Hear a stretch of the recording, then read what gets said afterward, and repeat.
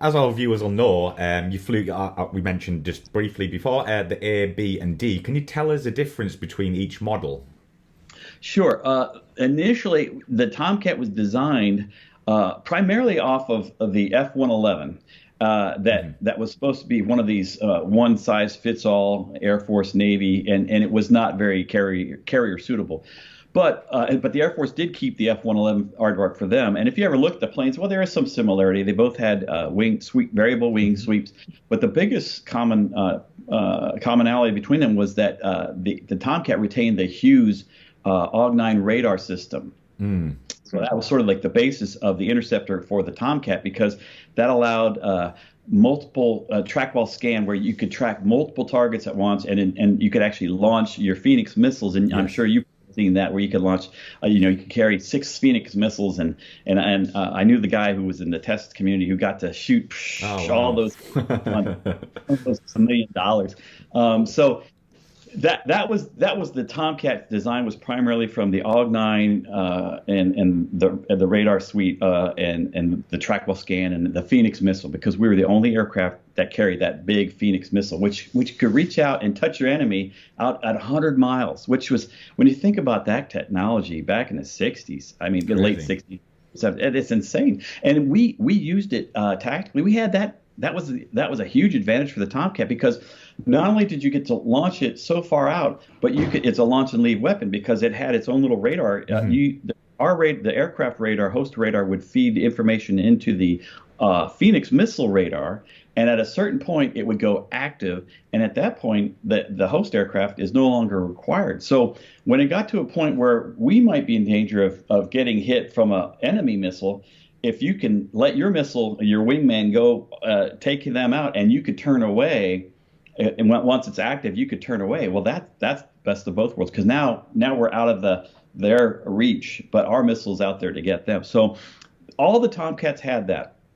Um, the unfortunate part about the A was, from what I have always read, was that the engines we ended up with, the Pratt and Whitney TF-30s, were not the actual. They were sort of like a holdover from the early part of the program, and they were not supposed to be the end engines. But budget cuts, all of a sudden, boom, that was the engine, and that was the weak link of the F-14A. Well, Hmm. finally, the NavAir folks and the Navy got some money and said, "Hey, we're gonna fix this," because we had a lot of compressor stalls, and if you lose the distance between the engines on the Tomcat, if you look at it, Yeah. is enormous. It's not like the F-15 or F-18 where they're right next to each other, because if you go single engine in the F-15 or F-18, your exhaust or your thrust is still coming from Mm. mostly right, just maybe slightly different. And the Tomcat, it was 12 plus feet of different. If you had one engine out, you had a really exaggerated yaw movement, and that unfortunately cost a few of our aviators Mm. Yeah. lives. If you have that in a bad scenario where you're not very fast, you're gonna the first female Tomcat pilot who unfortunately died. That's what kind of bit Hmm. one of her engines went bad, and at that slow speed is very difficult Hmm. to open that yaw, and you basically depart and crash. So the F-14B was the resolve of getting better engines, and we got the General Electric F-110 engines, and man, not only were they more reliable, but they were much more powerful in terms of Mm. their. So the thrust to weight of the Tomcat went up significantly with the F-14B.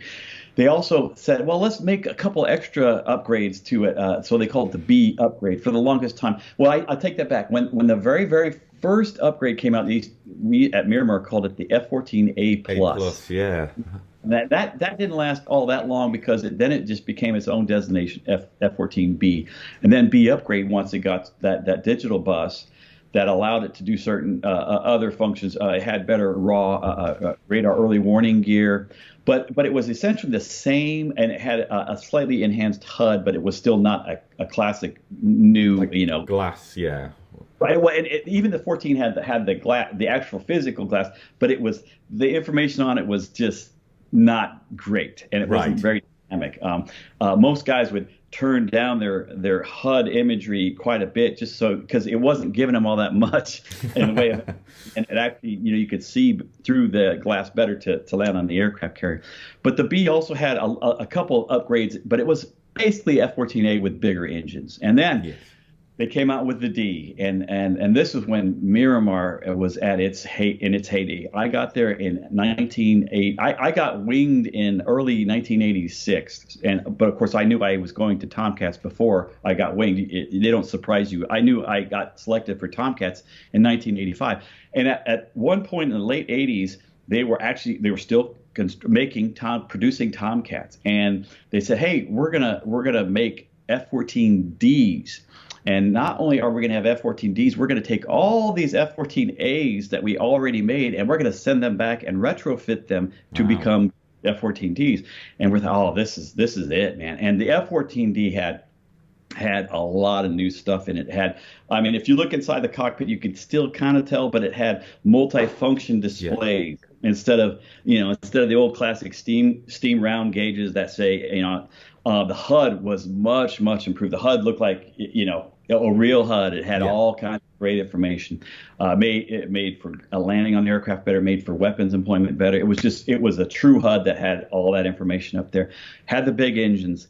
In the backseat, instead of the tactical information display, which was this sort of round fishbowl, they developed what was called the PTID, or programmable tactical information display, which was almost like what they have today. It was a big square screen that had buttons, and the resolution was better, so you could do all kinds of good things. And we ended up needing that because when the other thing they kept doing was slapping aftermarket upgrades that weren't designed, and they weren't even around when the Tomcat was designed. For instance, NVGs. For quite a while, the Tomcat didn't have night vision goggle capability. Yeah. And you're like, well, you don't just wear goggles, but you had to have the lighting system in the cockpit. Otherwise, things would blossom and you can't see. So that wasn't a huge deal, but you had that. Then you had all the upgrades, and the F-14D had a APG-65, which was so we went away from the AUG-9, and you had the APG-65, which had medium PRF. And I don't want to get too technical, but there are various types of radar signals that you can send out. There's high PRF, low PRF. The medium PRF gives your radar the capability of seeing aircraft move. So in the old days, especially in a high PRF scenario, which is essentially you're tracking Doppler, which is change in velocity. So if something's coming at you, well, it's going to see that velocity. If they're going away from you, they're still, and if you're closing or opening, you're going to still see a difference in velocity. But if somebody is right at you, the only closure you have is your own aircraft speed, which happens to be the same as it would be over the ground. And that's what made it difficult for our aircraft to see enemy aircraft that go into what's called the beam. And that's sort of a tactic. If you want to try to hide yourself, you'll turn sideways and try to hold it exactly 90 degrees off in the beam, and the radar is going to have great difficulty. But with medium PRF, it helps solve that. So it could see, airplanes doing all these things. So that was a huge improvement. It actually could carry more type of weapons. It was started to be looked at to be upgraded with AMRAAM, but if you had seen my brother's excellent Tomcat film, Snort Snodgrass, who was a great Tomcat icon, not only as a pilot but as an activist for the Tomcat. He made the wise call of not taking on the added financial burden of adding AMRAAM to the Phoenix because we already had the Phoenix missile. We had a launch and leave capability with the Phoenix. And granted, they're expensive missiles and heavy. They're 1,000 pounds, and the AMRAAM is smaller. But he's like, it became a choice of, can I focus on the air-to-ground mission or add the AMRAAM? And he said, we're going to make the conscious decision to forego adding the AMRAAM to the F-14, and we'll focus on making sure we have a great FLIR a lantern pod. And because when I went through the Tomcat replacement group squadron, where everybody when they get their wings, they have to go through to learn to fly the F-14. It took anywhere from 9 months to a year, depending on how many delays there were in the aircraft availability. But everybody had to go through there. And when I went through in '86, man, I mean, these guys, nobody wanted anything to do with air to ground. They were still sort of, they had Vietnam in their back of their minds, and like, no, we're air to ground only. Yeah, we're air to air. We want to be aces. We don't want to be guys in prisoner of war, because we're bombing guys and getting shot out of the sky. Well, that sort of changed because there wasn't, we had a few skirmishes off Libya, when we shot down 2 MiGs or 2 Fencers or what have you. I mean, the air-to-air business was not really doing much. And by the time Desert Storm came around in 1991, the Tomcat was there, but it got one kill. A guy that I know in VF1 got a helicopter. Yes, and that yes. was the sole extent of Stubros was his name. And that was that was the extent of air-to-air action for the Tomcat in all of Desert Storm. And it had F-15s. You had a guy approaching being ace. They had multiple kills. Certain guys had multiple kills, and then our Hornets. We had 2 Hornets that got 2 MiG-21s. So the Tomcat, I don't want to say it was sort of to be left behind, but it was sort of aging technology, and I give Snort great credit for realizing, hey, if we want to stay in the game, we need to up our game and be able to do more better. And so he added. They added the Lantern was a navigation FLIR pod that you could use as a weapon, laser guided weapons with, and strap that on, and then that combination of that pod with the Tomcat, which could already carry way more weapons because it was just a bigger airplane, it could easily carry the 2,000-pound bombs that the Hornets could carry too, but like our Hornets, they were smaller, so if they didn't drop their 2,000 pounds, they would actually have to jettison them before recovering on care because of the weight considerations. But the Tomcat was big enough that it could actually bring back any 2,000-pound bomb that it didn't drop. So it was a good match between the efficiency of the Tomcat in the air, because it could loiter for a lot longer, and all that it could carry. So it was a good match. And again, I give Snodgrass a lot of credit for that. Everybody always thinks of him as the air show guy, the hot pilot who does this or that, and he did. He flew a lot of aircraft, and probably the most iconic picture of the Tomcat, that one where he's flying over the. Yes. I mean, everybody's seen that. I mean, a lot of people think that it's computerized, but it was real.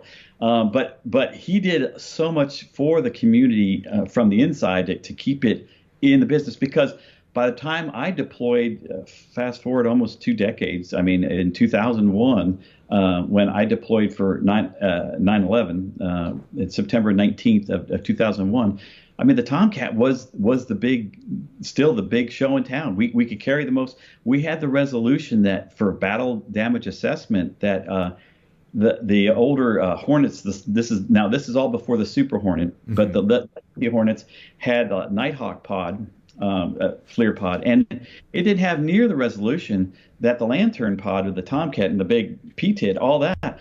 So they would go out, not to slam my Hornet buddies, but they would go out and they would say, we got that, we got that target, we hit it, and then we would have our film from our FLIR, and you could see better, and you could say, you didn't get it, you hit short, and then they would utilize that in their battle. What do we need to go back? That kind of. And we could usually find targets. The harder to find targets, we did a lot of interesting things with that Lantern pod, and combined again with the Tomcat, because it's such a big machine that could carry. We didn't go overboard. In fact, more often than not, we carried the smaller of all the bomb. We carried the 500-pound GBUs, because we found we were getting the effects we wanted. Stopping tanks or taking out smaller buildings or what have you. But the bigger the bomb, the greater the collateral damage. And when you combine, the precision guidance on a FLIR pod, so it's going to hit where you want it to hit, and a small but effective bomb of 500 pounds, that was great. And we could carry more of them because they're smaller and better for gas and all that. So it was interesting to see the growth and the evolution of the Tomcat, because had those who said, again, who kind of ruled the community back in the 80s, who were all like, no, we don't want to do air to ground. We want to just be air to air. How many air to air kills has the Tomcat gotten well, we're not going to talk about Iran, because if you've done any interesting reading, yes. there's some business being done by the Iranians. And it's still a thrill to see the Tomcat flying today, even in Iran. They look, these beautiful aircraft are still flying. It's a shame, and a lot of folks, maybe some of your followers, we should still have the Tomcat. There comes a time when every aircraft does need to retire. Absolutely, and, we flew in 1970, the early 70s, operationally. It was off the coast of Vietnam when they evacuated the fall of Saigon, when they evacuated the last folks out of Vietnam, and it was on a carrier out there, the Tomcat. And so, you put that up from 1975 to all the way, fast forward to, it retires in 2006. Yeah, that's pretty good time. That's good innings, I think.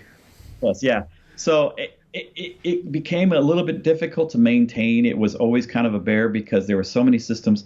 It became a maintenance, I don't say nightmare, but it was difficult because it would take several maintenance man hours for every flight hour. So it's like if you could factor when you have a car, when you have a brand new car, well, nothing ever breaks. It's a brand new car. Well, that was the Hornet, right? Because it was a brand new airplane and it had limited issues.